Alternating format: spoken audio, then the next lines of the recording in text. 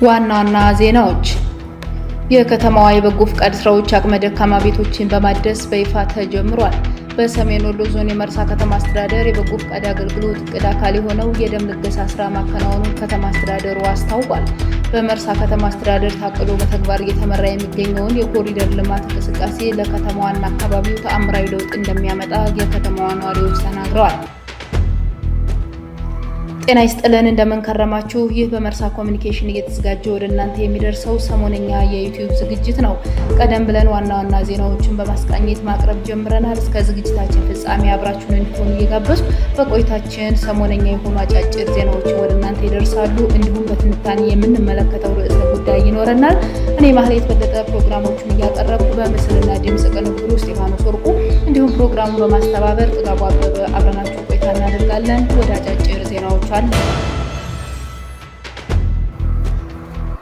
የከተማዋ የበጎ ፍቃድ ስራዎች አቅመ ደካማ ቤቶችን በማደስ በይፋ ተጀመረ። በጎነት ለኢትዮጵያ ከፍታ በሚል መሪ ቃል የመርሳ ከተማ የበጎ ፍቃድ ስራዎች አቅመ ደካማ ቤቶችን በማደስ በይፋ ተጀመረ። የሰሜን ወሎ ዞን ዋና አስተዳዳሪ አቶ አራጌ መርን ጨምሮ የክልልና የዞን ከፍተኛ የስራ ኃላፊዎች በማስጀመሪያ መርሃ ግብሩ ተገኝተዋል። የበጎ ፍቃድ ስራዎችን ያስጀመሩት የከተማዋ ከንቲባ መሐመድ ያሲን በተሟላ ዝግጅት ወደ ተግባር መግባታቸውን ገልጸው በጎነት ሁሉንም የሚመለከት በመሆኑ በከተማዋ ለሚከናወኑ የበጎ ፍቃድ ስራዎች ነዋሪዎች አሻራቸውን እንዲያስቀምጡ ጥሪ አድርገዋል። በከተማዋ በተያዘው የክረምት በጎ ፍቃድ አገልግሎት የደም ልገሳ፣ የአረንጓዴ አሻራ፣ ለችግር ተጋላጭ ወገኖችን መደገፍ፣ ለተማሪዎች የትምህርት ቁሳቁስ ማሰባሰብና መሰል ስራዎች መታቀዳቸውን ከከተማ አስተዳደሩ የተገኘው መረጃ ያመለክታል። በማስጀመር መርሃ ግብሩ ሁሉም የከተማዋ ስራ አስፈጻሚዎች፣ የከተማና የቀበሌ አመራሮች ተገኝተዋል። በከተማዋ ለተቸገሩ ወገኖች ማዕድ ማጋራት ተከናወነ። በሰሜን ወሎ ዞን መርሳ ከተማ አስተዳደር በጎነትና አብሮነት ለኢትዮጵያ ከፍታ በሚል መሪ ሀሳብ በከተማዋ ለተቸገሩ ወገኖች ማዕድ ማጋራት ተከናውኗል። የከተማዋ የበጎ ፍቃድ አገልግሎት ስራዎች እቅድ አካል የሆነው የማዕድ ማጋራት የሰሜን ወሎ ዞን ከፍተኛ የስራ ኃላፊዎችና የከተማ አስተዳደሩ የቀበሌ አመራሮችና ተባባሪ አካላት በተገኙበት በስኬት መከናወኑ ከከተማ አስተዳደሩ የተገኘው መረጃ ይጠቁማል። በከተማዋ በአንድ ጀንበር ከ150 ሺህ ችግኝ በላይ መተከሉ ተገለጸ። በመትከል ማንሰራራት በአንድ ጀንበር የ700 ሚሊዮን ችግኝ ተከላ አገር አቀፍ መርሃ ግብርን እውን ለማድረግ በመርሳ ከተማ ነዋሪዎች ተሳትፎ በተለያዩ ማህበራዊ ተቋማት ከ150 ሺህ በላይ ችግኝ ተከላ ተከናውኗል። ከከተማ አስተዳደሩ የመርሃ ግብሩ አስተባባሪ አካላት የተገኘው መረጃ እንደሚያመላክተው በከተማ ደረጃ በ3 ማህበራዊ ተቋማት ተካለው የተከናወኑ ሲሆን ከ15000 ሰዎች በላይ በተከላው ተሳትፈዋል ብለዋል። የከተማና የቀበሌ አመራሮች፣ በከተማዋ የሚገኙ ሁሉም የጸጥታ አካላት፣ ሁሉም የመንግስት ሰራተኞች፣ ተማሪዎችና ልዩ አደረጃጀቶችን በማሳተፍ እንደ ከተማ የታቀደውን የአንድ ጀንበር የአረንጓዴ አሻራ ሀገራዊ ንቅናቄ ማሳካት ተችሏል ተብሏል። የከተማዋ የበጎ ፍቃድ አገልግሎት እቅድ አካል የሆነው የደም ልገሳ ስራ በማካሄድ ላይ መሆኑን የመርሳ ከተማ አስተዳደር አስታወቀ። በሰሜን ወሎ ዞን የመርሳ ከተማ አስተዳደር የበጎ ፍቃድ አገልግሎት እቅድ አካል የሆነው የደም ልገሳ ስራ በማካሄድ ላይ መሆኑን ከተማ አስተዳደሩ አስታውቋል።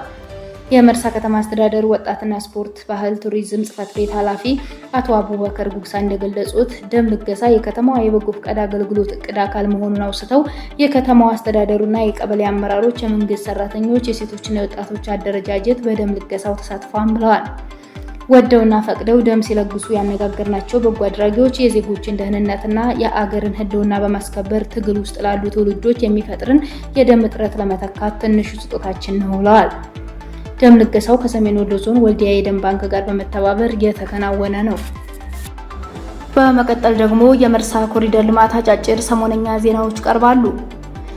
የከተማዋ የኮሪደር ልማት አንድነታችንን በጽናት ያቆመ፣ ቃላችንን በተግባር ያረጋገጠ ነው ሲሉ ከንቲባ መሐመድ ያሲን ተናገሩ። ከተማዋ የኮሪደር ልማት መንግስትና ህዝብ ለውጥ ዘዋሪ አሻራችንን በጋራ ያስቀመጥንበት ዘመን የሚሻገር የጋራ ሀውልታችን ነው ሲሉ የመርሳ ከተማ ነዋሪዎች ተናግረዋል።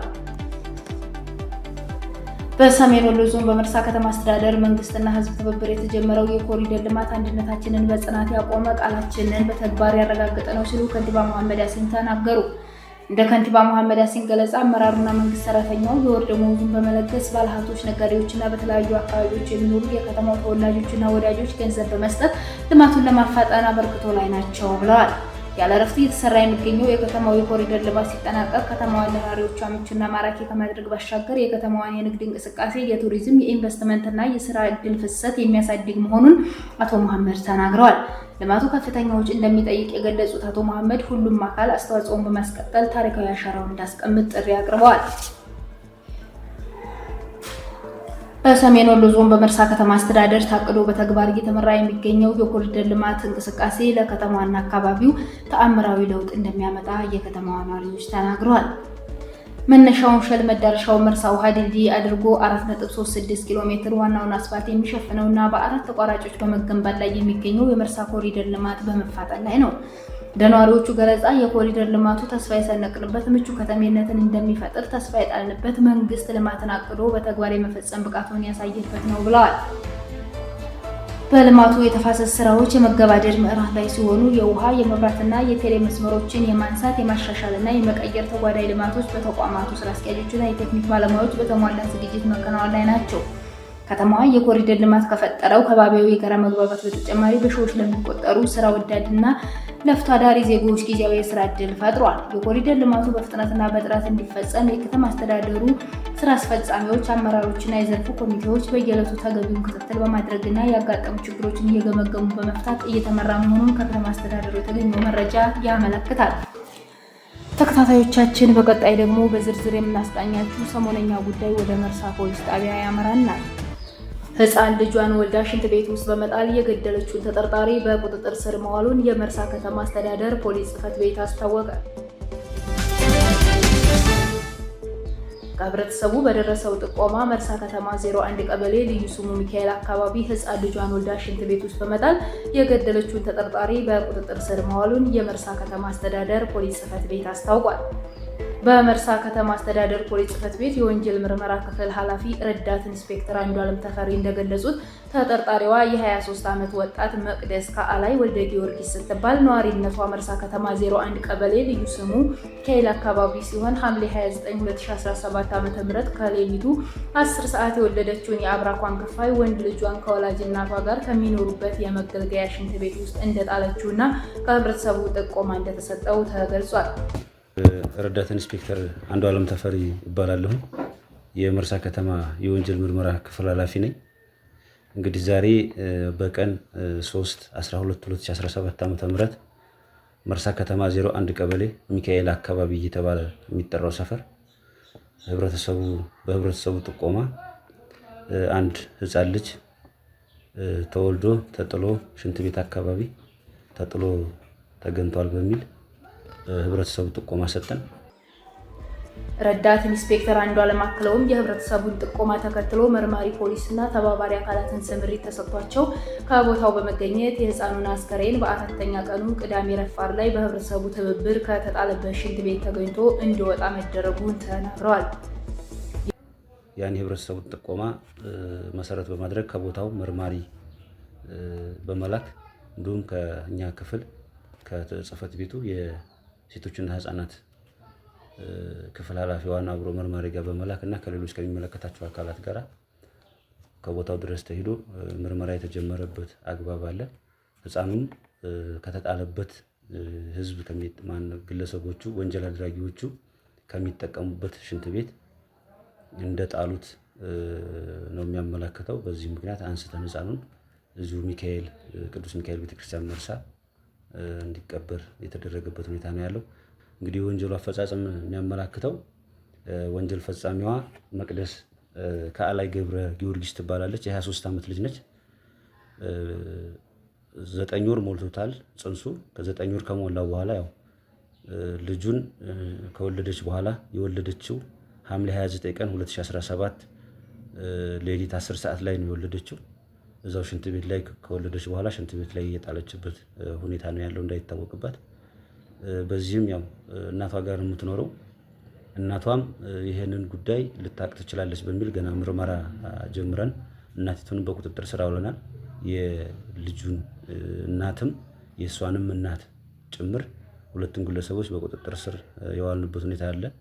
የወንጀሉ መፈጸም ህፃኑ ተጥሎ ያዩት አስከሬኑ ከሽንት ቤት ሲወጣ የተመለከቱትና በቀብር ስነ ስርዓቱ የተሳተፉት ሁሉ ዋቢ መሆናቸውን ረዳት ኢንስፔክተር አንዱዓለም ገልጸው የተጠርጣሪዋ ምርመራ ሲጠናቀቅ ተጠያቂነቷና የወንጀል ፍርዷ ጉዳይ ለህዝብ ይፋ ይደረጋል ብለዋል። እንግዲህ እቺ ልጅ የህፃን ልጅ ያላግባብ ህፃንን መግደል በቤተሰብ በጽንስን ማጨናገፍ ወይም ደግሞ በጽንስ ላይ የሚፈጸም ወንጀል በሚል የወንጀል ህግ የምትጠየቅበት አግባብ ይፈጠራል። ይሄም በእኛ በመርሳ ከተማ የምርመራ ክፍል ምርመራውን ጀምረናል። በአካባቢው ተጥሎ ያዩትን ሲወጣ ከሽንት ቤት ሲወጣ ያዩትን እንዲሁም በቀብር ስነ ስርዓቱ ላይ የተገኙትን ምንም ህፃን ቢሆን ገና ልጅ ቢሆንም በክብር ቤተክርስቲያን ላይ እንዲቀበር የተደረገበት ሁኔታ ነው ያለው። ልጅቷን ያው አስፈላጊው ምርመራ ለማድረግ የህክምናም የኛ የታክቲክ ምርመራም የቴክኒክ ምርመራም ለማድረግ እዚሁ መርሳ ከተማ ፖሊስ ጣቢያ በእስር ትገኛለች ማለት ነው። ህብረተሰቡ አስነዋሪውን ወንጀል በማጋለጥ ላደረገው ትብብር ምስጋና ቀርቦ ተመሳሳይ ወንጀሎች እንዳይፈጠሩ እያንዳንዱ ዜጋ ጥንቃቄ እንዲያደርግ ከተፈጠረም ወዲያውኑ ለፖሊስ ጥቆማ መስጠት እንዳለበት ረዳት ኢንስፔክተር አንዱዓለም አሳስበዋል። እንደ ፖሊሱ ገለጻ ተጠርጣሪዋንና ወላጅ እናቷን በቁጥጥር ስር በመዋል ምርመራ መጀመሩን ገልጾ የህፃኑ አስከሬን ሃይማኖታዊ ስነ ስርዓቱን በጠበቀ ሁኔታ ከህብረተሰቡ ጋር በመተባበር በመርሳ መርሶ ህይወት ቅዱስ ሚካኤል ቤተክርስቲያን ስርዓተ ቀብሩ ተፈጽሟል። እስካሁን ድረስ ከመርሳ ኮሙኒኬሽን ሲተላለፍላችሁ የነበረው ሰሞነኛ የዜና መርሃ ግብራችን የተከታተላችሁትን ይመስላል። እንደነዚህ አይነትና መሰል ዝግጅቶች እንዲደርሷችሁ ቻናላችንን ሰብስክራይብ ያድርጉ። የዛሬን አበቃን። ቸር ሰንብቱ።